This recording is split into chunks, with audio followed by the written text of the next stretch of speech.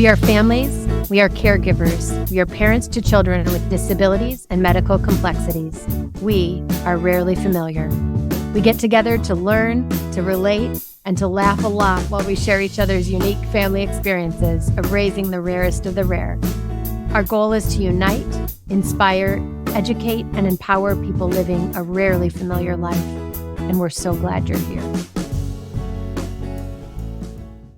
This is Haley, and I'm here with my friends Jen and Tram. Today, we're going to get familiar with navigating the world of waivers. We are all in varying levels getting into I like to call it the system, being in the system, changing what level we're at in the system. So we're going to dig into that today. But before that, we are going to just check in like we always do. It's almost summer. I think they're counting down the days till school's out.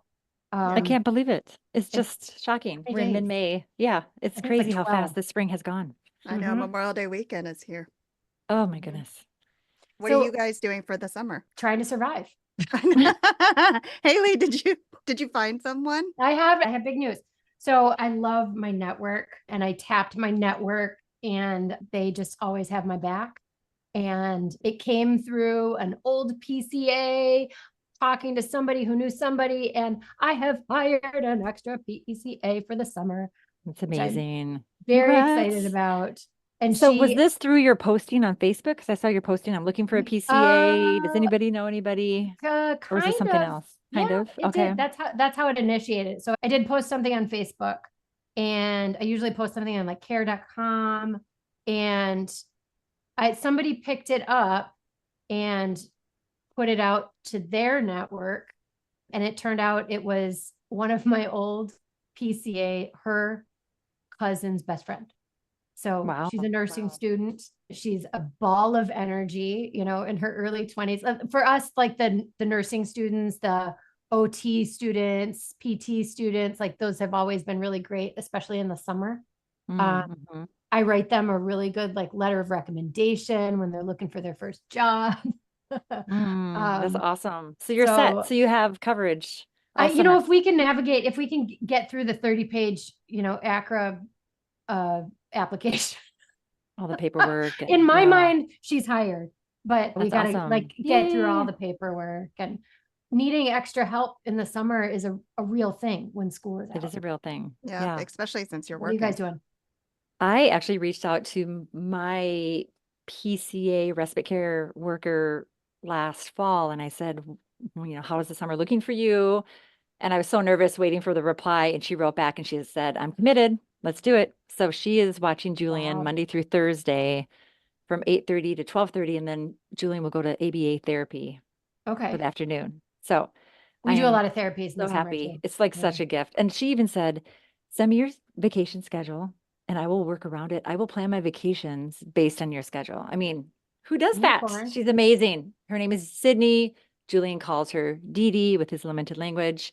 And yeah, I feel really sense of relief. So I can work. Nice. So I work full time and I'm a single mom. So it's imperative that I get support. So what about you, Tram? What's your setup? Katie's going to go to what they call summer school, extended school year. So for June and July. How many weeks is that, the extended school year? 8. I don't know. It's in June and July. And it's through the public school system. Haley, when are you going to ask me such technical questions? No, I'm kidding. I think it's towards the end of June. It starts. I think they get a week off from the 14th. It's 6 or 8 weeks. I think it's 8 weeks. Yeah, now. 6 or 8 weeks. And all our kids qualify for that. We chose not to. So the big thing for Sadie, though, is that since she's deafblind, the same intervener is the person who will be. So instead of a para, she gets a one-on-one person who has certification on techniques to transfer communication access for her. So he is actually going to do it again. So he and Sadie have been together for the last 3 years. So that's awesome to have the same person come in the summertime. So then August, I'll have to figure it out, but we'll plan something. I'm sure we'll go swimming at Courage Center and stuff like that. So I need to probably get her into some PT or OT, but haven't gotten that far yet. Well, you got to get on that because they fill up in the summer. They book out so far. Yeah. And everybody wants to do it in the summer because it's what we do. Yeah. So she'll get PT and OT when I take her swimming. Yeah. Other kids go to camps and, go get a pool pass for the summer, and our kids go to therapy. Yeah. I know we have such But limited they have resources. fun. They get one-on-one attention, like Yeah. it's a good thing. It's a good thing. So yeah, we are just navigating the chaos of summer as any parent does, but with us, I think our struggles are just Options are different. limited. Yeah. Yep. Very The limited. options are limited. So There's I haven't found a great camp yet, that Felix I mean, they're all like outdoorsy things. I was like, are they power wheelchair accessible? yeah. I know they have these resource, in the paper and magazines, and they list like all the camps, and it comes out and everybody's signing up. I go through the list. There's not one thing that Julian qualifies for, not one thing. And like, or then you have to send, you end up sending the PCA there with them anyway. And it's like, might as well just do whatever the heck he wants to do. Well, I mean, in that case, though, it's like that structure and stimulation, right? So I think you have to take the pros and the cons and figure it out. But I'm super excited for our discussion today because I am going to get ready to get back into a waiver because I'm not on one right now. So I'm anxious for you to introduce our guest. How old is Sadie? 8? Yeah, 8. So I am on PCA choice. I opened up the CADI to do home mods and van mods. And I don't think anybody really explained to me that I could have just stayed on one. But it is what it is. I'm getting ready to jump back in. You will be very ready after today's episode. I think so. So Simone is laughing because she's like, I will tell you. We can see her. She's on mute. She's like, so thank you, Tram, for that segue. Our guest today, I met, I don't know. Well, let's see. Our elevator is 3 years old. So I think it was probably almost exactly 3 years ago that I met her, because our elevator's in, and she was the first person that called. And I said, what do I do? Oh gosh. And I didn't know where to start, or how. We had been like Trump only on PCA choice. Somebody said you got to be on a waiver, and I didn't know what to do. I didn't know who to talk to, and she just explained it in a way that no one has ever explained it to me, and it made so much sense. So Simone, she is a music loving, Minnesota born fellow mama who is raising kids with special healthcare needs. And she is just so passionate about helping people, supporting people on this crazy journey, because she's been on it. What did we figure out, Simone? Almost 20 years you've been kind of navigating, quote unquote, the system, right? Long time. Yeah. Welcome. Thanks for We're being excited here. to have you. Yes. Yeah. Thanks for having me. Know that I was laughing with you, not at you. No, 100%. I knew that. Things you hear, I actually am jealous of everyone. You guys seem like you have summer all planned, and I am not that far advanced in planning. It sneaks up on you. It sneaks up, even though I was like, oh my gosh, how is it May? I'm not quite ready. I think I know. somebody was like, oh, there's like 14 days of school. I was like, 14? I know. I'm not really ready, and I'm jealous of you guys' school district. My son's extended school year is like 3 weeks. From like I thought Monday that's through what mine Thursday was. from like 8 to 12. But look, I goodness. take whatever I can get. That's right. I was like, I'll take And it. we're gonna be filling it in with siblings and workers, and he'll be cared for some way, somehow. So it just comes together. But you guys are rocking it as moms. I wish I was in that space, but we'll get there. We'll survive. We always Well, do. we're You've not got the 3 always weeks we're plan. not always there. That's- We happen to all be in alignment with this, but this is a rarity. This is a rarity because it's not always this way. But let's preface it by saying the guest is not representing any county or government agency and urges individuals to do their own due diligence and contact their respective counties for more information on this show's topic.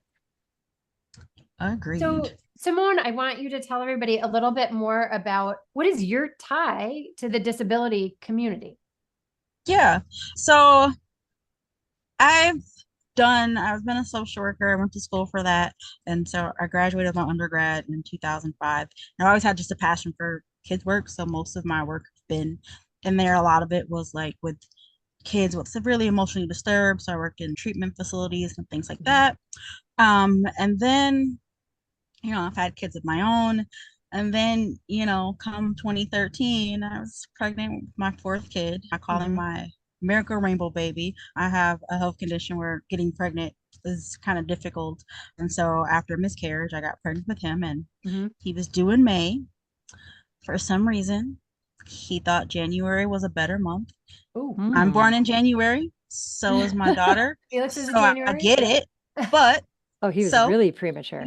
few days after my third trimester, I went to the hospital and never left, and he was born 6 days later. So he was born on January 16th.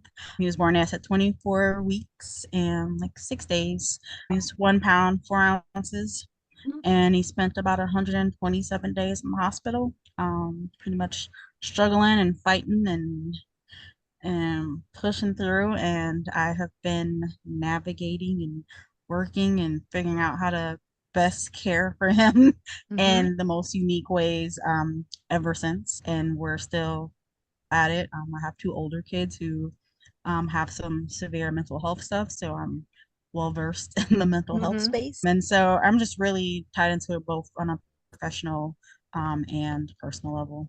Yeah. Wow. You have definitely been through it. And I am always just astounded at these preemies that just want to be born, and they fight and they fight and they fight, right? Yeah. And how old is he now? He is 11 and a half. Oh yeah. He's in 5th grade. He's transitioning to junior high next year, which is a whole nother anxiety and level of stuff that I'm going through as a mom right now that I have to deal with. But yeah, he's been getting support and services pretty much since the day he left the hospital. They hooked me into early childhood stuff. And then somewhere around the 7th, 8th month mark, I remember his doctor just asked me about if I was getting any supports or services. And I was like, what? Yeah. What do you mean? And I think she told me about PCA. And so that's kind of where our journey started. So he's had PCA since he was pretty much an infant. And then over time, I eventually became a worker in the space. So I became to understand some of the things that are needed to navigate and get the supports and services. Yeah.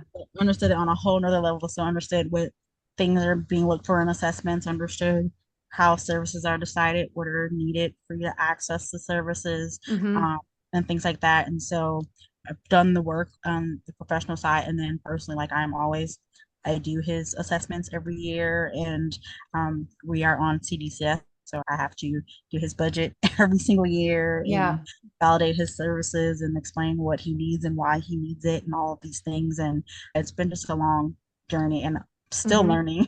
Last year I was having issues with his plan, and for the first time I hired a service planner because there were certain things that wasn't working out, and there were things that she knew that I didn't know, and I said, I appreciate you, and she took care of it, and it was great.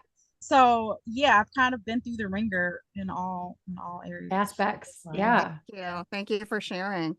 So then, Simone, since I'm getting ready to go back into it, but let's start out for someone who might have just gotten the diagnosis for their child. And in your case, it happened when it was when he was real young, right? Correct. But in other cases, it happens like in Jen's case, he was a few years old, right? Yeah. And so people are at different points, but they all have to kind of make that call and figure out, like, what do I do? Somebody told me waiver. Yeah. So tell us, where does one even begin to get into the system? What's the first step, right? So this is kind of what I tell people, especially in the early stages, right? One, I always recommend contacting early childhood special education, only because they're super resourceful. If your kid is 5 and under, let me preface that. Obviously not relevant if your kid is older, but especially in those first early stages, they're just a great resource, and the connections and things that you will just make from that, I think, are kind of invaluable. And then the second thing I always say is keep your documents, whether it's making sure you have access to the portals that they give you access to, or whether it's just like after big testings or diagnoses or screenings, get copies of those because this is very document driven. So obviously providers can request records, but to be honest, like I've literally gone to a clinic myself as a parent, request records and wait 10, 15 minutes and we'll get them right at that moment versus as a worker, I've had days where I've requested records and a month later I'm still trying to track them down.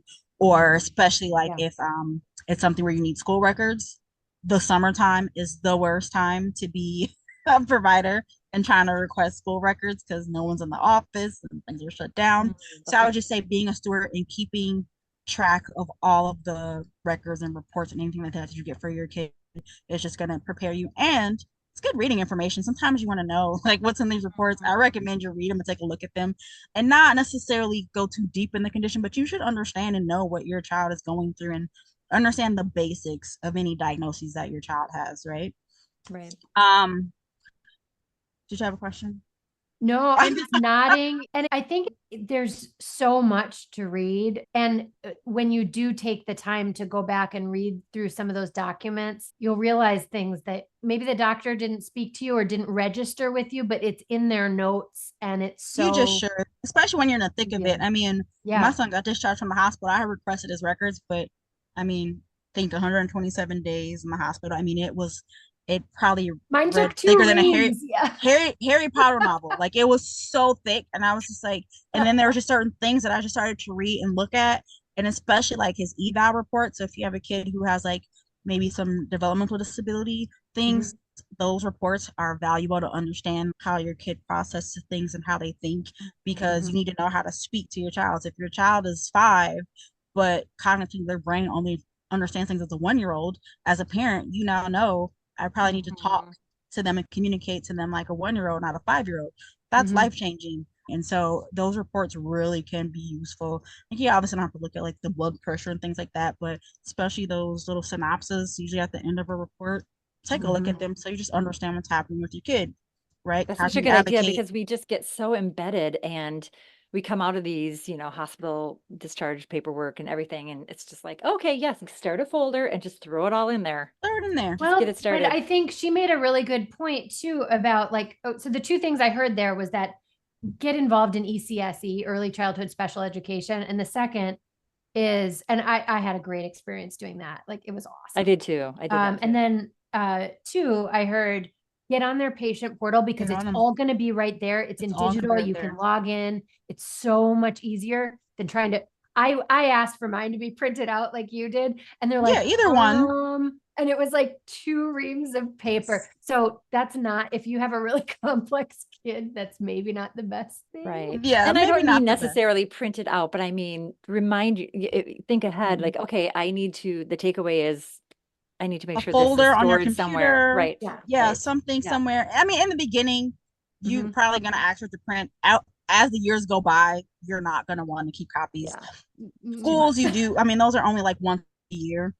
Yeah. Once every 3 years. The school ones, it's good to have the hard copies, especially, if you like transfer or just when you're going to places, something to refer to. So it's nice to have, hard copies of those, or sometimes the teachers will email you, get rapport with your teachers and things like that. And again, these are all things like whether you want services or not, because I'm truly believe most people at some point in your life, if you have a kid with some sort of special needs or diagnoses, that you're likely going to want or need some sort of support, even on the smallest scale, right? So yeah, keep the documentations and understand your child.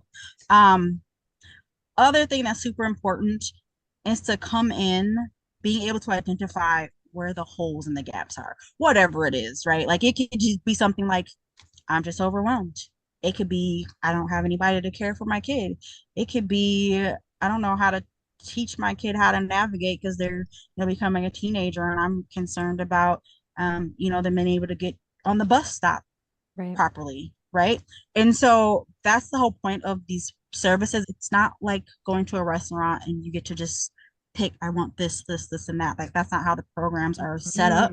The idea of them is to meet a need.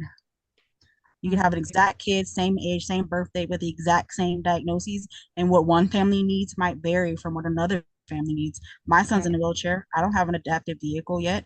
Why? Because I'm not ready. I know a lot of families who do, right? That's because I'm not in that space, and that's not what's needed for my family. So it's not that I don't qualify for it, or it's not anything like that. It's just I don't have the need for it or prepared for it in my life, in my situation. So be prepared and know what you need. You don't need to know the service. You just need to know what the whole is and what the issue is.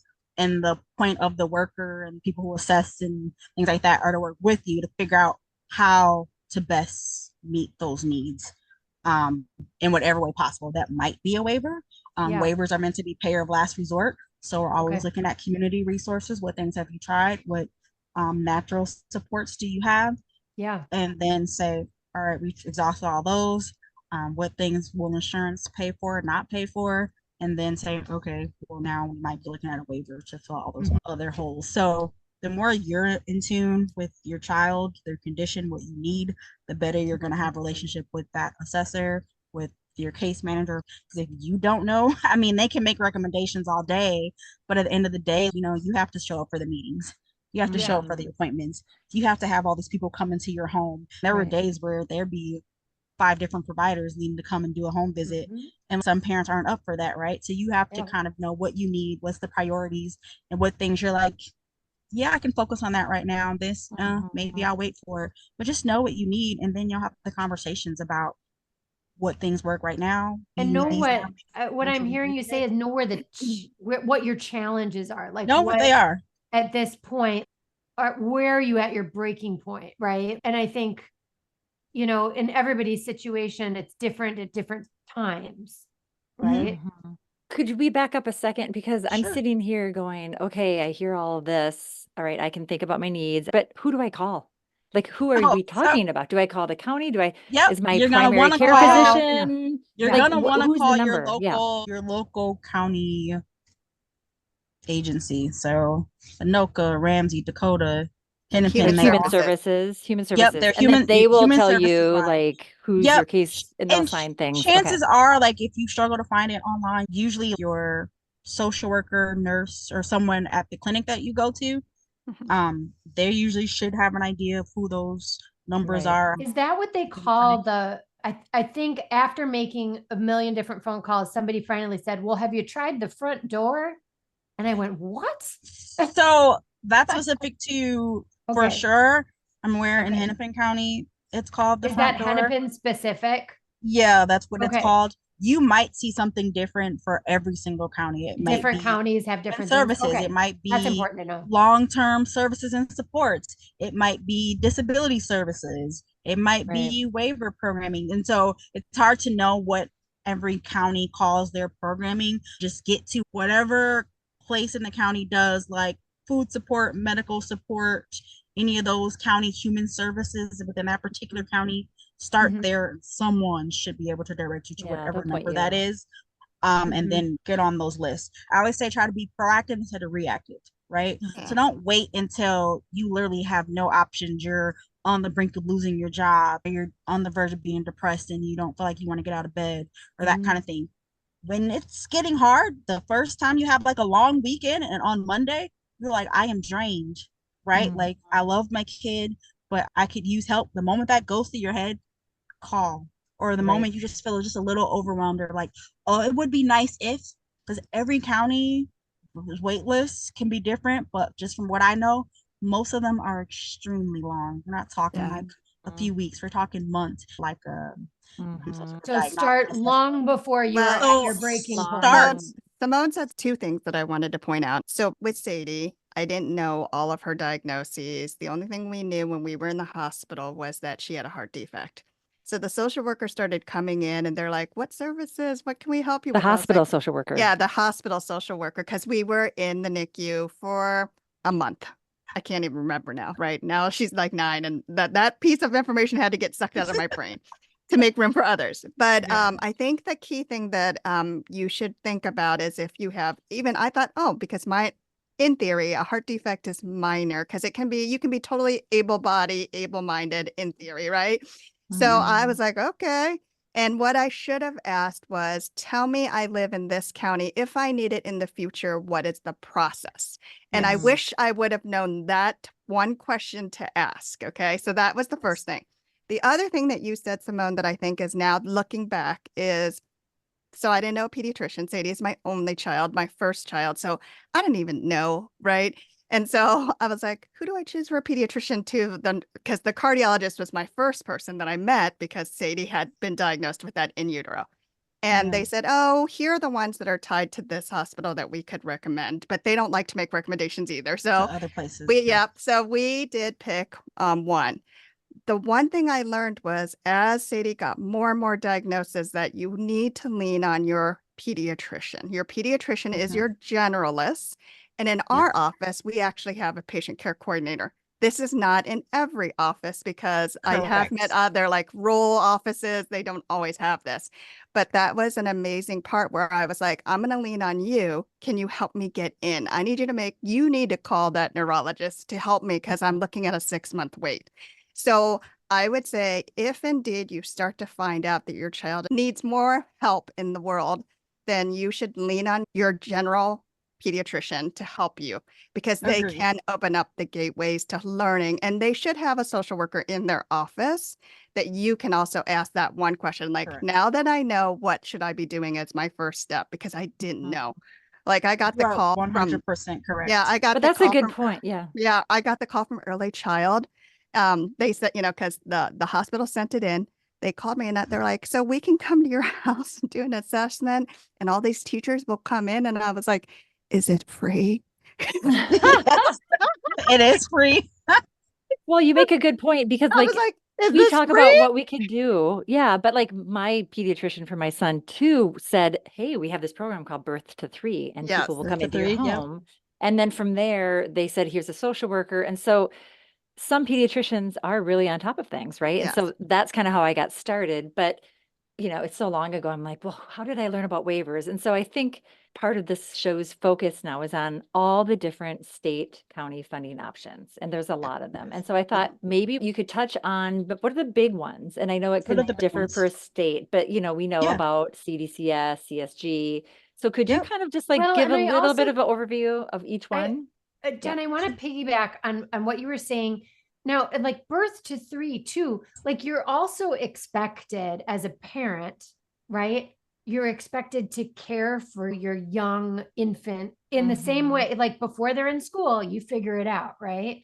And I think it's like when you start realizing this is beyond, like There's this is something different here. not a Yes. normal, like Right. infant Birth to 3 situation here. Correct.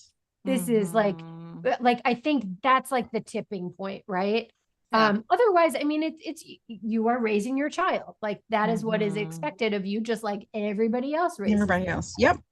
Yeah, for sure. Sure. So with the programming, the popular one that most people, and probably our first exposure, right, was probably your PCA, the personal care assistant, right? PCAs are meant to work with activities of daily living, ADLs. And so those are usually your components and things that you need to basically survive and thrive. So eating, bathing, dressing, grooming, transferring, things like that. So moving around. So it's looking at those. So usually, I'll never say never because there's always unique situations, but so when we're talking about infants, unless they're extremely medically complex, not usually going to be allowed to provide because for the first 0 to 6, 0 to 10 months, they're like every activity of daily living, that's mom's job or a parent's job, right? Right. Not expecting them to bathe themselves and dress themselves. Like that's all you, no matter what. However, thought processes as they're hitting that year mark, so 13 months, that's when certain things they should be able to at least attempt or support or help you with. A 13-month-old should be able to get up on their feet and at least attempt to walk or working towards those things, right? Should be able to maybe communicate small things or, at least get around and hold their head up and sit up, things like that. Well, obviously, if you have a medically complex kid, they're not doing those things, right? So now that's they start to say, well, that's something that we would expect kids to be able to do some of these things, they can't. So then Mhm. we'll help.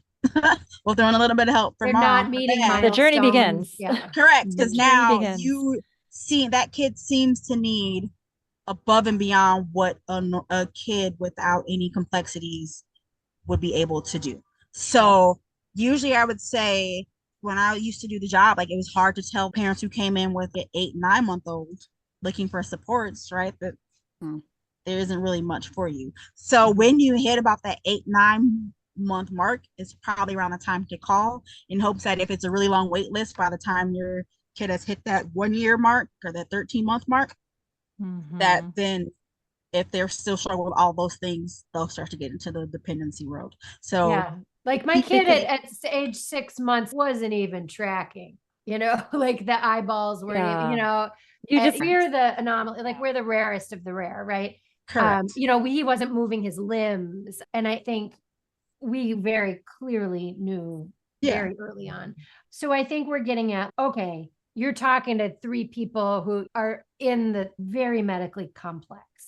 And I think, so what happens? So you do call, you do get, like you said, there's PCA, but that PCA can cover anyone with the disability, right? It could be, PCA you can hear cover this for adults, anyone. you hear it for, Yeah, you don't have to you don't even necessarily have to Mhm. be able to have a disability per se for PCA. So I could Okay. break my leg and have a torn meniscus. I guess in certain instances that could be a disability, but not long term, right? So like I can't work, You or can I can't rehab walk out of it. or Yeah. get up. Yeah, Right, you could right. potentially get a PCA if you're gonna be injured long enough to get on the wait list, be seen, and things like that. But yes, you could have a PCA and not necessarily have a diagnosis. Yeah, so you start getting into waiver world when some of the needs kind of go a bit beyond that, right? So we're talking, I remember she mentioned being on a short-term waiver. So the other thing, especially when I did a lot of kids work, a lot of times it was short-term waivers.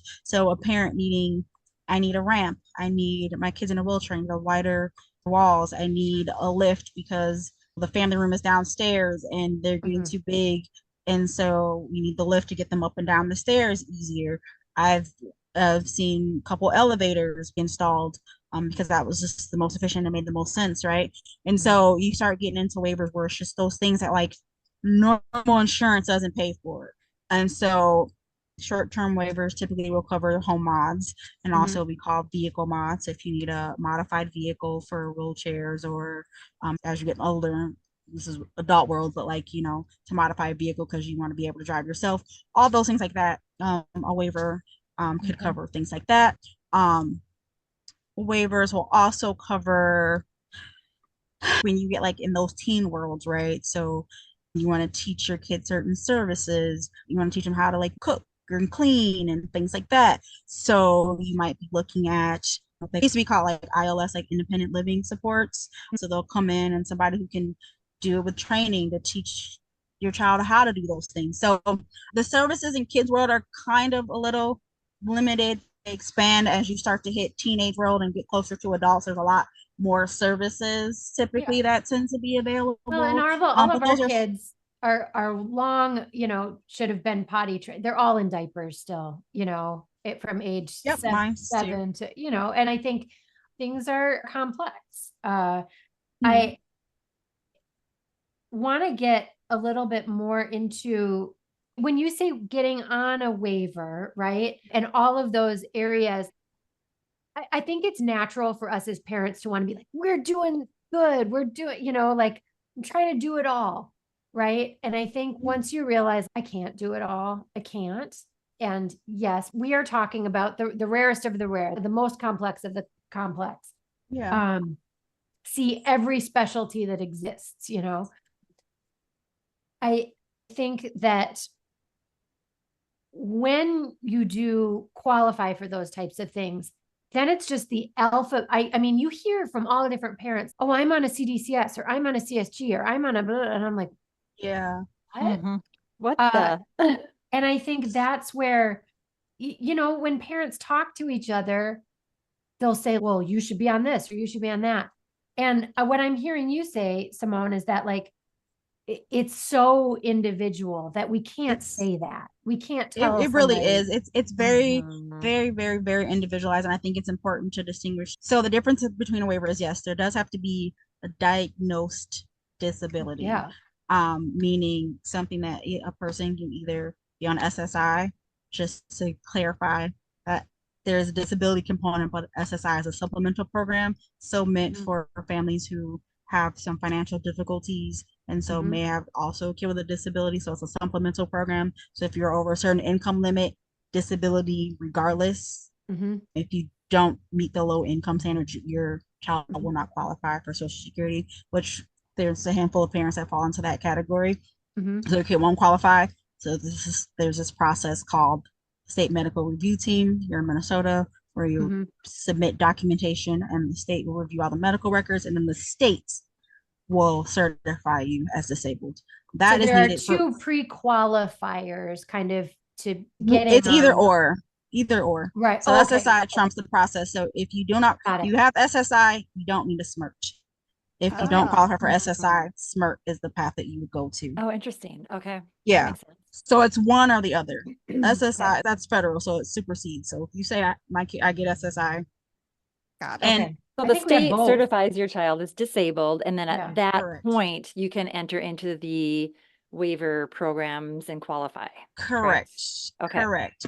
So you can do those all simultaneously, but the more that you are proactive in some of those things, like usually it's going to be your government agent that's going to start that process, right? And so most of the time, like if there's no imminent need for it, who's like trying to certify their kid disabled when they don't really have a need at the moment. But obviously, if you have diagnoses, it becomes really important. Sometimes people will come through and be looking for a waiver, but their kid doesn't have an actual diagnosis. Like, all right, you Mhm. might have talked about it and there might be some difficulties or there might be some delays, but if you haven't talked to a doctor and they haven't issued a formal diagnosis for your Yeah. kid, it's going to be Mhm. really, really hard to try to navigate and get services because you got to have that. So that doctor component is super, super important. And even the place where you go, I've talked to parents. I was like, I'm not saying anything bad about that clinic. Like if your doctor doesn't have a specialty with kids with special needs, you might want to reconsider where you take your kid because they have to understand it and they have to know it. And just a generalist may not be as helpful as a person who sees kids all day who have autism or kids all day who have spina bifida and all of these things. So I always encourage parents. I'm like, I don't care if it's the doctor that been going to since you were a kid. If they don't have that specialty or they don't have that experience, you might want to Mm. reconsider because their patients aren't asking about PCA if all they see is pretty much relatively healthy kids and all they see is pink eye and strep throat most of the time. Right. So They it's have no experience. it's super important. You gotta have the diagnoses. As far as like the program, it's not really like whoever is assessing whatever county that you're in should be able to tell you what program best suits you Based on your needs. So I'm based on hearing what the needs are and what your pre-qualifiers diagnoses are. based on your diagnoses. Yeah. So pre-qualifier being either SSI or what we call smirting.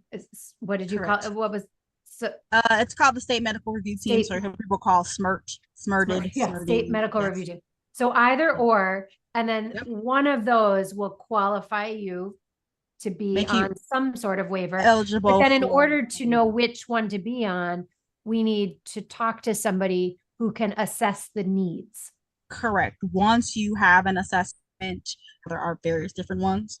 You'll hear CADI, CADI, it's the most popular one, and the other one that you'll see usually majority of the kids go on is usually called a DD waiver, which is a developmental disability waiver.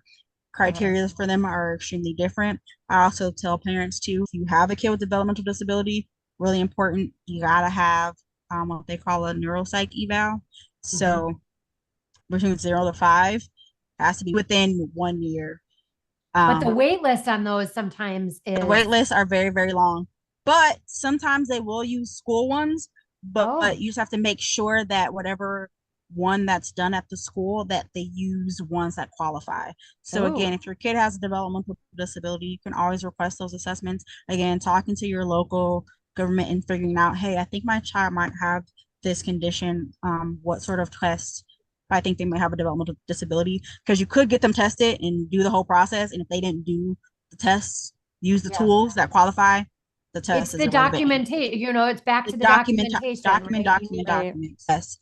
So again, if you're thinking your kid has a developmental disability, whether you want services or not, just get it done, especially if they're near the end of that 5 years. Just get one done. Like if they're 5, that one at 5 is good for 3 years. So yeah, my son had it done at school, and the psychologist correct. did the Yeah, they assessment, will. and If I was they do able all to the right use testing, that to yeah. qualify for the CDCS, which is a Correct. branch of the DD waiver, which Correct. is the consumer directed, so that I can choose who my providers are. I You can can choose choose everything. what Mhm. services. I choose it's a Services. lot more work. And then I hired a support planner who then helps me write the grant Write the plan. and distribute Yep. the money. She knows. See?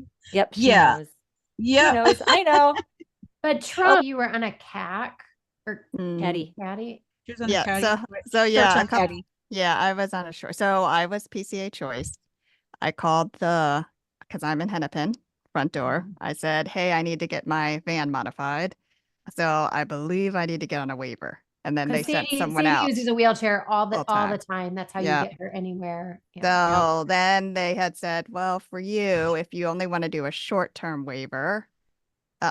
And so we opened it up. I could still get PCA services because it's based on the amount or whatever.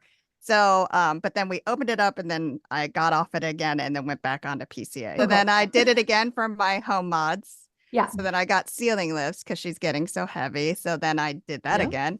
And so now I've realized she's getting too big. I need to probably How much does she weigh now? She's 65 pounds. Yeah. So I now realize, all right, I'm looking at all the things that she needs to keeping her growing in the right direction, the sense of cognitive abilities and developmental disabilities, right? So I'm thinking I need more things to keep her, like music therapy at home is what she really loves. And so these are some of those things that you were talking about, Simone, like what is the need to help her?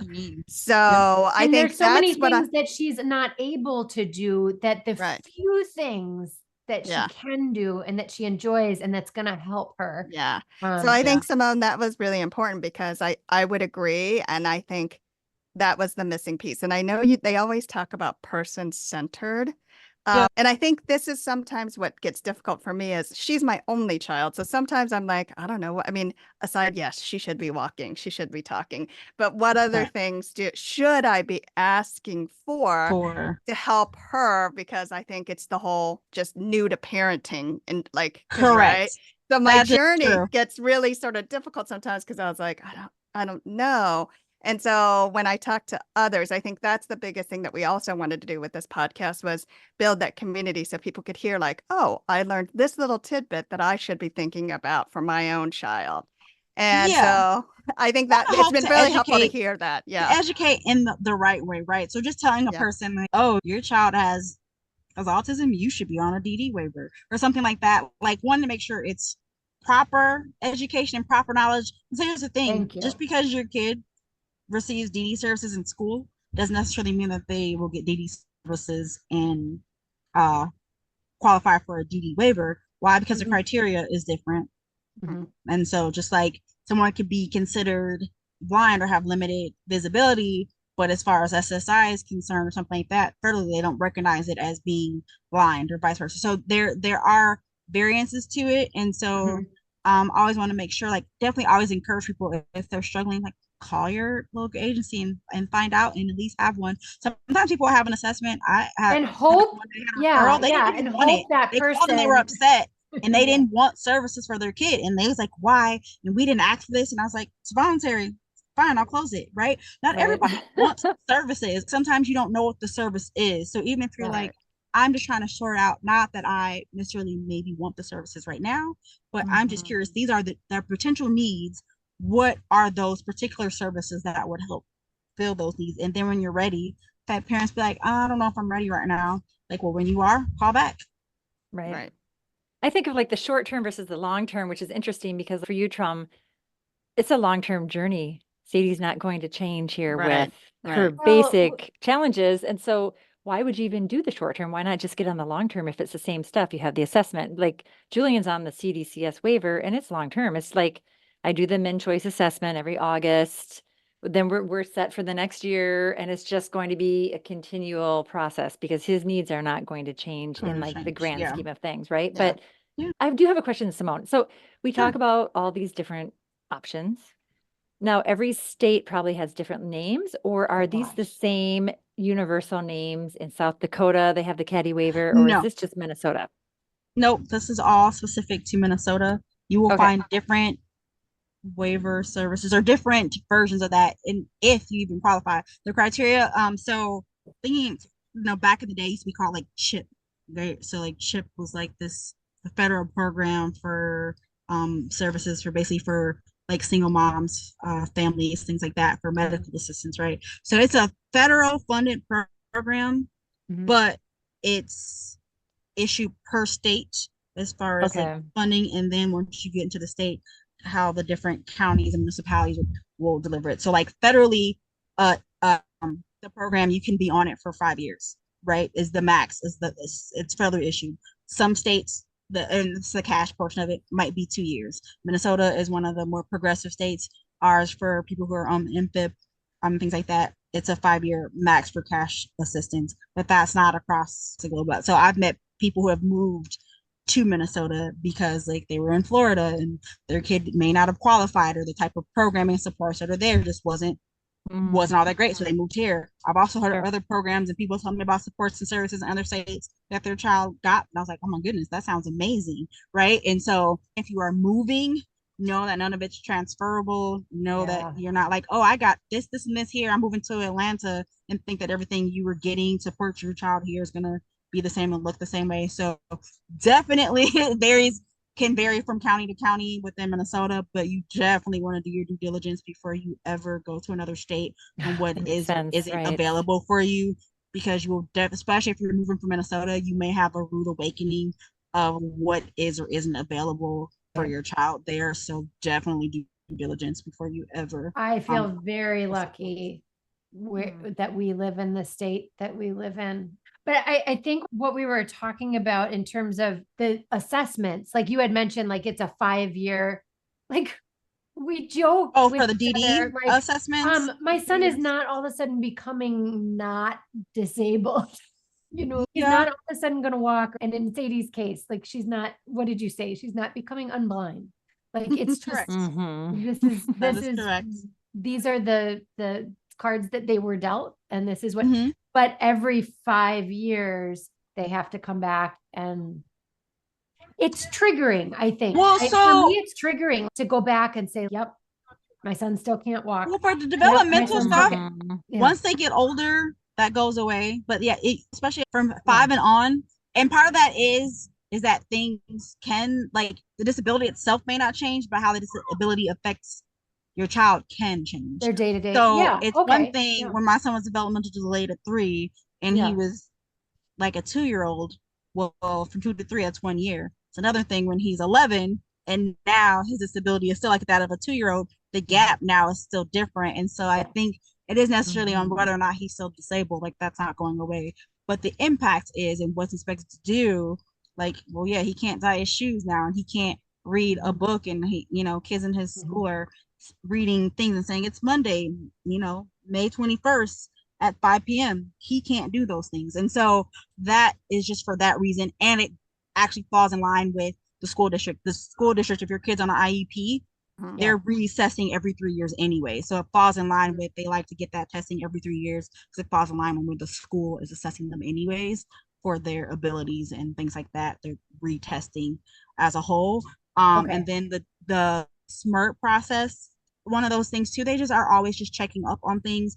At one point it was indefinite, like they like, we might renew, and then at some point in time I think they started changing it, so sometime might be a 5 year, might be a 7 year, and a lot of times it's just updating and renewals. And I mean, I think that's just with a lot of things, right? You need a physical exam every year, you need to renew up a lot of things. And so yes, it can be annoying at times, but I think it's just the law of the land everywhere. Like you got to update your license every 4 years to make sure we know what you look like Right. now. Well, that's Just helpful. Yeah, that reframes it a little bit, right, Haley? That makes sense For when you sure. hear it. That was really helpful, Simone, because that kind of minimizes the, why do I have to do this? I know. Because, I was yeah, like, they're rather dealing with annoying. different things. I don't want to go through his milestones again. Like, yes, he's still not doing this. And yes, But he's, maybe you it's know, it also just a like, protection. It's a protection to so nobody's slipping through the cracks either, yes, right? I know. We're I all know. It's still like, here. We're I have to visible. pep Here we talk are. myself every time they come around. Right. Like, Right. Yeah, Yeah. and then it becomes a point where they're quick, right? And you're just like, nope, Yeah. everything's the same. Anything changed? Yep. Nope. I mean, my reassessments are 20, Yeah. 30 minutes now versus initials that are like 3-4 hours can be. Right. So it gets easier. It's annoying, but it's just, chalk it up with physicals and everything else that you do, like Right. birthday. It's just a renewal of things. And That yes, makes it's annoying. sense. Yep, he still has seizures. Yep, he still has cerebral palsy. Yeah. Yep, still has a brain tumor, the hemorrhage and all that stuff. Like none of it goes away, right? And so it's Sure. just the Mhm. checks and balances and what the state says you got to do to continue the funding. And we're all Yeah. Okay. Yeah. What changes? yeah. So I was biking to school the other day with my son, Julian, who can't bike, but I have an adaptive bike. He won it through an organization that I love and I want to plug called Wishes and More. And we applied for the Awesome. grant and he was reviewed by a committee and they chose him and he got his wish, which was an adaptive bike. And it's a You use pretty it all the time. fancy Yeah. deal. And it's like, I feel like he's got his arms up and it's just amazing. So every time we're on it, we're honking the little horn, people want to talk. So I was talking to a parent at school the other day at drop off and he was like, oh my gosh, how did you do this? How did you get this? Tell me, tell me, tell me. So I shared a little bit and he has a son like Julian. And he said, I just don't think that I would qualify for any services because of my income. And I said, oh gosh, I'm doing an episode on this. Please tune in when it airs doesn't because matter. you probably do, And so what would you say? So this brings up the question for me, what are like some of the barriers? So one barrier is this parent saying, gosh, I make too much money. I don't qualify for services. But like, can you speak on that a little bit? Yeah. In the past, I mean, I've heard that. Like, there are some people who come through who, 300K a year, 400K. It happens. I remember when my son was in the hospital, right? And I think someone had told me about we're applying for medical assistance. And I think they said something along the lines of, unless you're just like a millionaire, it's like a person, you could be a diplomat making tons of money. One hospital admit, one complex medical procedure, anything like that could set you back and you probably couldn't afford it. And so, number one, it's a necessary. Prior to, I want to say last summer was a thing called a TEFRA fee. And so those were people who were beyond those income brackets, right? And so you would go through the SMRT process, and then there's a potential to have what was called a parental fee. That fee could change from, it could be $0. I someone who didn't get services because it was $1,200, and all they were trying to do was get PCA, but they were a higher income family, so they declined it. Since June and that new rule, income is no longer a barrier. So you still have to go through the process itself, but there are no parental fees. So if your child qualifies, has a disability, and meets the general requirements of anybody else, you can access services. And I always remind people that it's not just about necessarily a waiver, right? So getting certified and go through that SMRT process gives you access to what's called MA.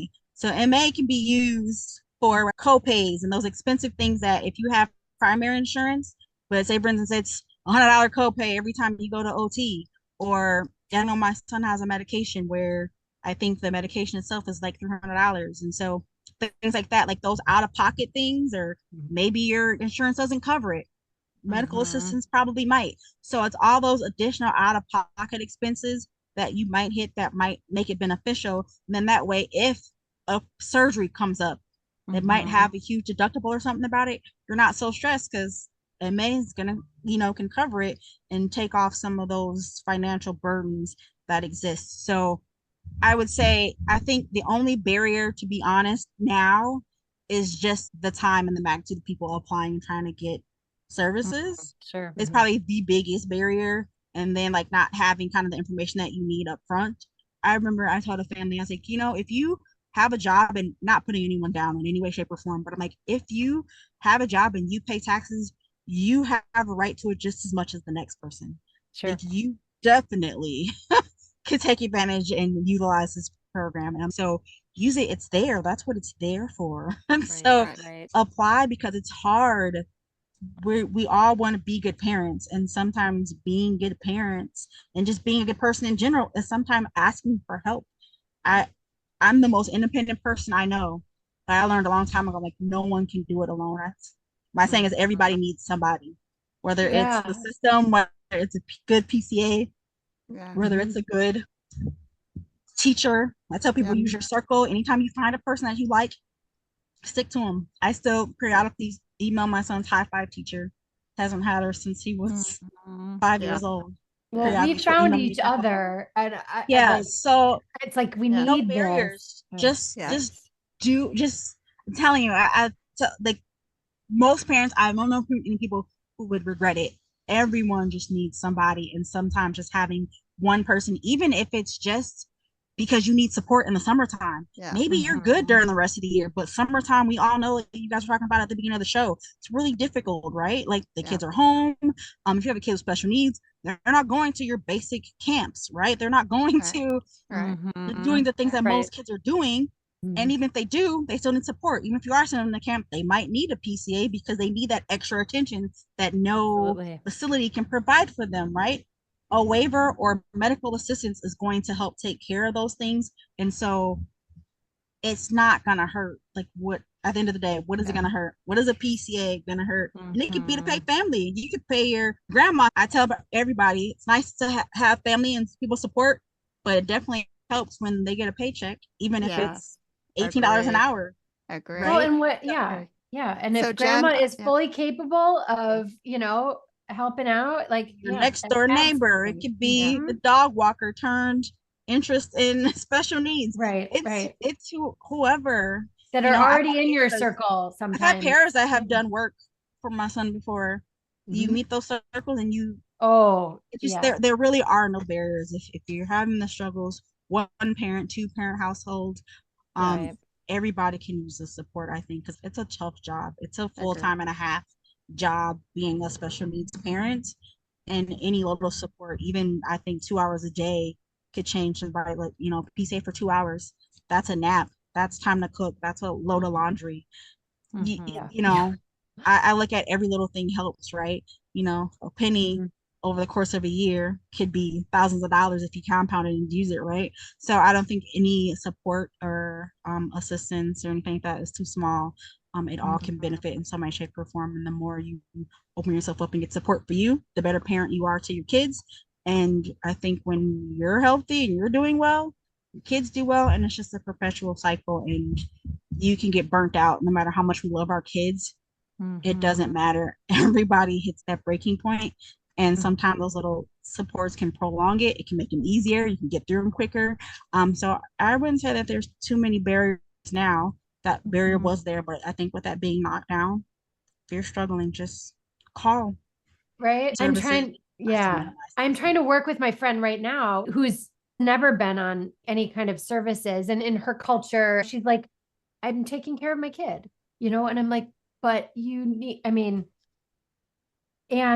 As we she's all are. finally agreeing that yes, she needs help. And so the question is, I guess, and what I'm hearing you say is just start the Yeah. process Start. now, So, no and matter oh, what. Simone brought Because up a even if it couple. changes, yeah. Yeah. Simone brought up a good of points. And Jen, to your question about the gentleman that asked. So we do make more income. So we didn't get SSI. And so we did have to get SMRT. Another call out that Simone made about the documentation was SMRT asks you for those release of medical forms. And they already tell you it takes minimum amount of 4 months. And it can go further because it's snail mail. You're sending it in the mail. Yeah. And so one thing I did do was I printed off, and you start to become closely intimate with documents and things like ICD codes. And Yep, so ICD-10 codes. those Yep. are the codes of the diagnosis. And I would say another helpful hint that I wanted to share that really helped my process move a little quicker was I did print out those key documents with her diagnosis and sent it in with the forms. And so they Yep. had them right away.